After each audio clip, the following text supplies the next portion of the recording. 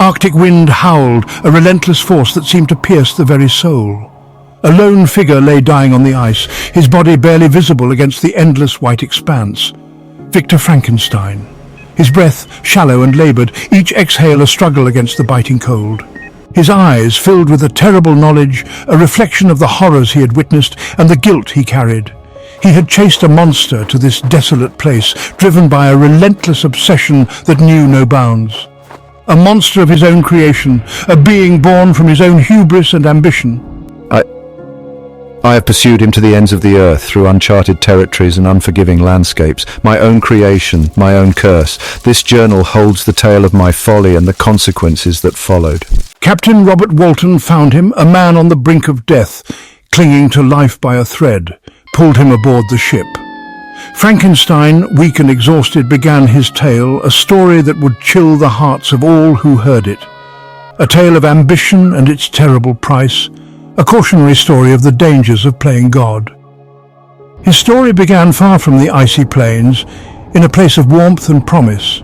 It started with a thirst for knowledge, an insatiable curiosity that drove him to the brink of madness.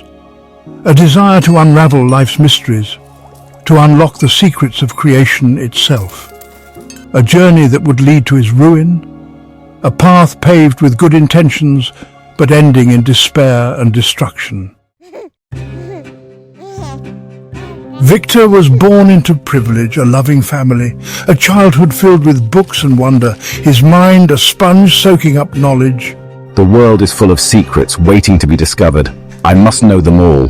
Natural philosophy fascinated him, the secrets of the universe, the spark of life itself. He devoured books on natural science, chemistry, and the human body. At university, his brilliance shone. Professors marveled at his intellect. He delved deeper into forbidden texts, ancient alchemy, the secrets of life and death. But his thirst for knowledge became an obsession. He became consumed by a dangerous ambition to conquer death itself. Victor discovered the secrets of life. Secrets that had eluded humanity for centuries. He delved into ancient texts and forbidden tomes, piecing together fragments of knowledge that others had deemed too dangerous to explore. He found a way to imbue inanimate matter with a living spark, a feat that defied the natural order and challenged the very essence of existence. This was forbidden knowledge, a dangerous power that could alter the course of humanity. The weight of his discovery pressed heavily on his conscience. I have done it. I have found the key to life itself. But at what cost? The implications of my work are terrifying. What have I unleashed upon the world? In a frenzy of creation, he toiled. His mind raced with possibilities and fears, each discovery leading to more questions and fewer answers. Day and night he worked, driven by an insatiable curiosity and a relentless ambition. Sleep became a distant memory as he pushed the boundaries of science and morality. He collected body parts, things hidden away, things better left undisturbed. Each piece was a step closer to his ultimate goal, a testament to his determination and madness. He assembled them, piece by grotesque piece, creating a patchwork of life from the remnants of death. His creation was both a marvel and a monstrosity. On a stormy night, as lightning flashed across the sky, the final moment approached. The air was thick with anticipation and dread. The air crackled with energy, the laboratory alive with the hum of machinery and the promise of the unknown. Victor completed his experiment. He reached for the lever that would bring his creation to life. He hesitated, doubt flickering in his mind. Was he ready to face the consequences of his actions? But ambition burned brighter. He threw the switch, sealing his fate and that of his creation. The world would never be the same again. Section 4. A grotesque miracle. The creature shuddered. A groan escaped its stitched lips. It lived. Victor had created life. But the moment of triumph turned to horror. The creature was hideous. A grotesque mockery of life. Its skin, stitched together, stretched across a frame both powerful and wrong. Its eyes opened, dull and yellow. Victor recoiled. He had unleashed something terrible. The spark of life he had stolen now burned in a monstrous form. His creation, his nightmare, was alive. Panic seized him.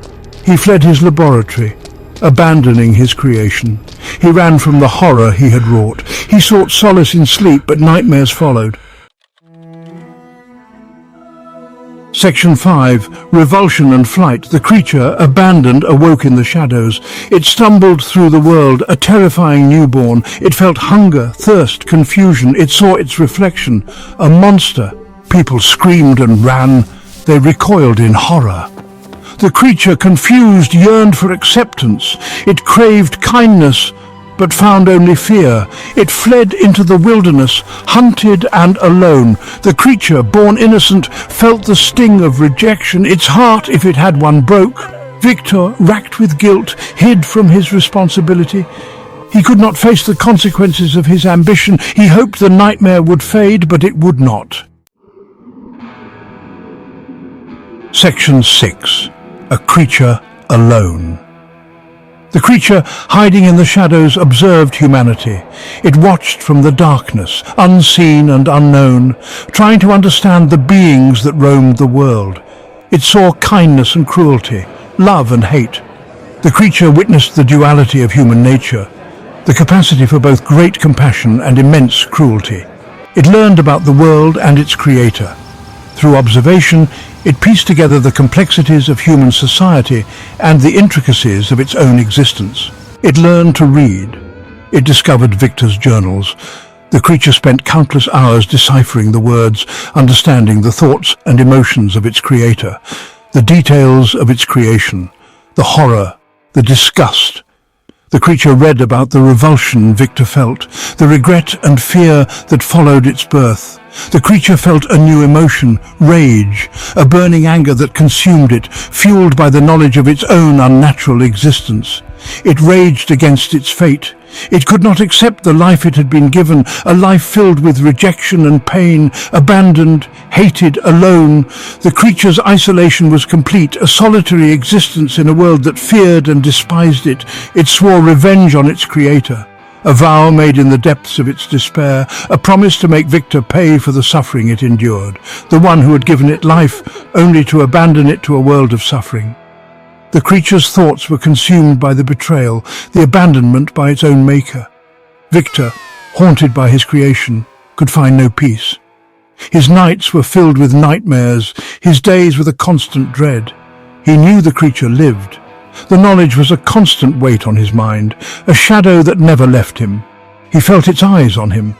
The sensation of being watched, of being hunted, was ever present. He was a prisoner of his own making, trapped by his own actions, by the life he had created and then abandoned. Section 7. Seeds of Desolation. The Arctic wind howled. Victor Frankenstein lay dying, his tale told. He had chased the monster across continents, driven by guilt and fear. Weekly. Beware of the pursuit of knowledge. Some lines should not be crossed. Some secrets are best left buried. Victor Frankenstein, the creator, the ambitious scientist, died a broken man.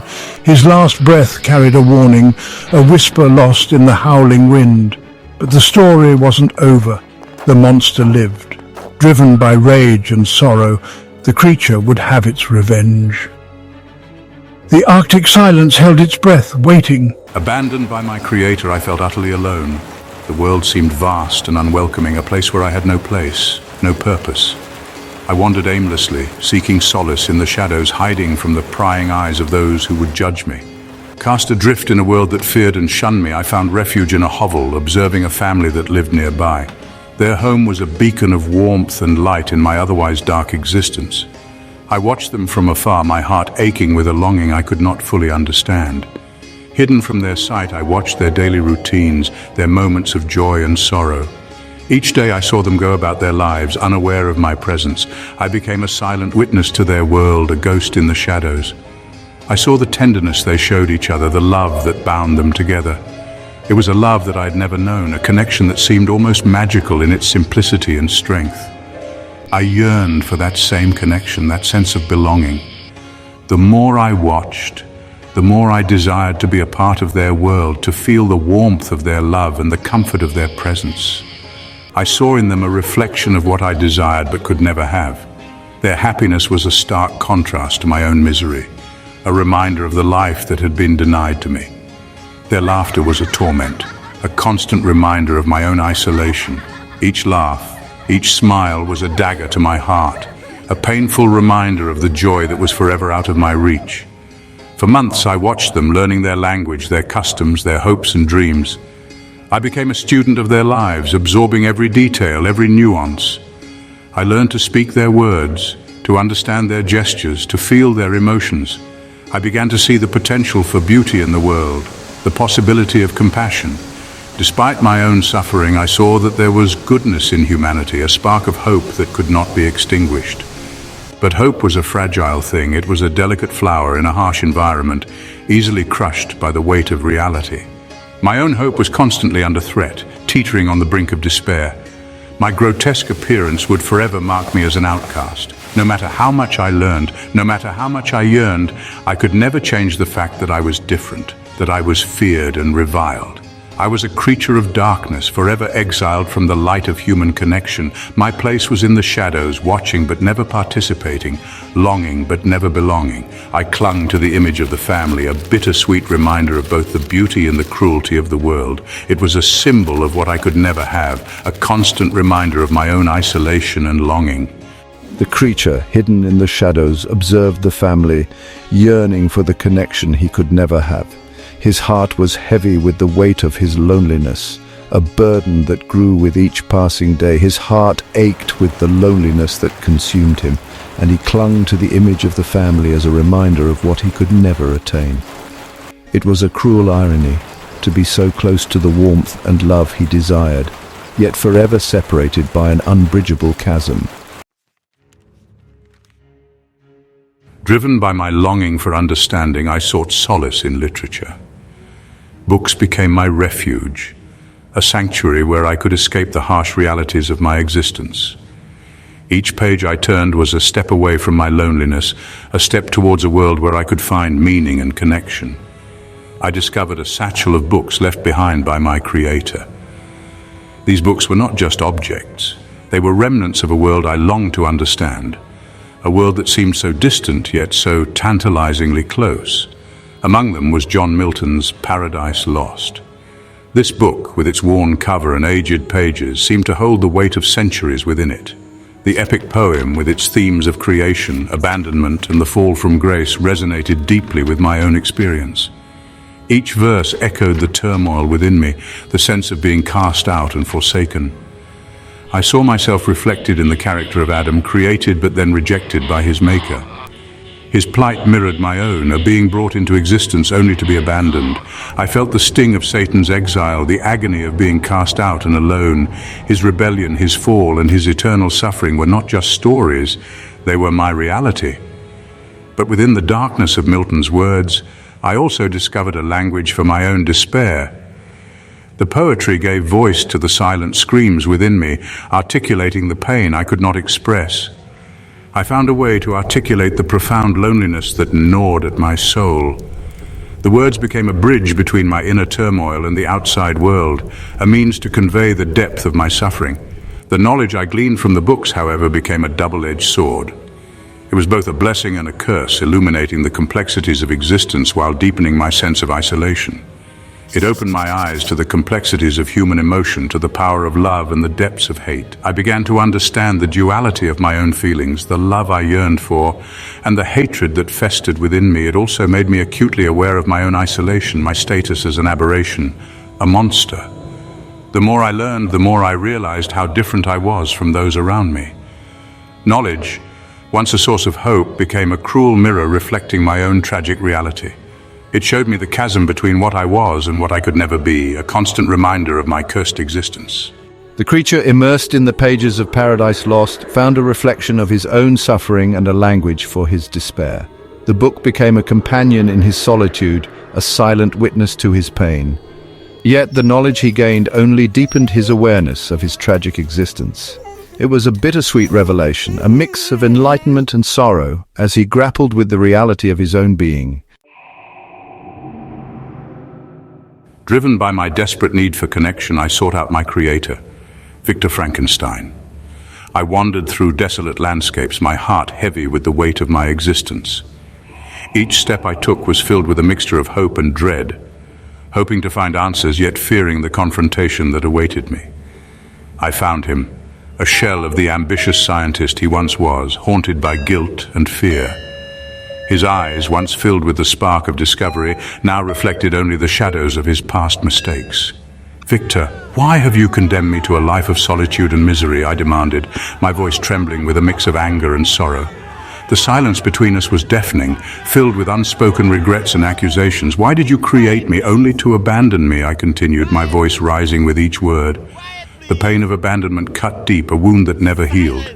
"Your arrogance, your hubris in playing God has molded me into this monster. You sought to defy nature, to create life, but in doing so, you have only brought suffering and despair. I long for companionship, for someone who could look beyond my grotesque exterior and see the soul that resides within. Is it too much to ask for a moment of kindness, a touch of humanity in this cruel world? I was not born a monster. You and the world have made me one. The rejection, the fear, the hatred I faced at every turn have shaped me into what I am today." "Oh, the consequences of my actions," Victor muttered, his voice barely audible. The weight of his guilt was palpable, a heavy burden that he could no longer ignore. "The suffering I have caused," he continued, his voice breaking. The realization of the pain he had inflicted on his creation was too much to bear. Victor, confronted with the horrifying consequences of his actions, was overcome with remorse and terror. The magnitude of his mistakes loomed over him, a dark cloud that threatened to consume him entirely. He saw in the creature's eyes the depth of his suffering, the pain he had inflicted. Those eyes, filled with a mixture of anger, sorrow, and longing, mirrored his own inner turmoil. He was forced to confront the monstrous nature of his own ambition, the price of his transgression against the laws of nature. The realization that his quest for knowledge had led to such devastation was a bitter pill to swallow.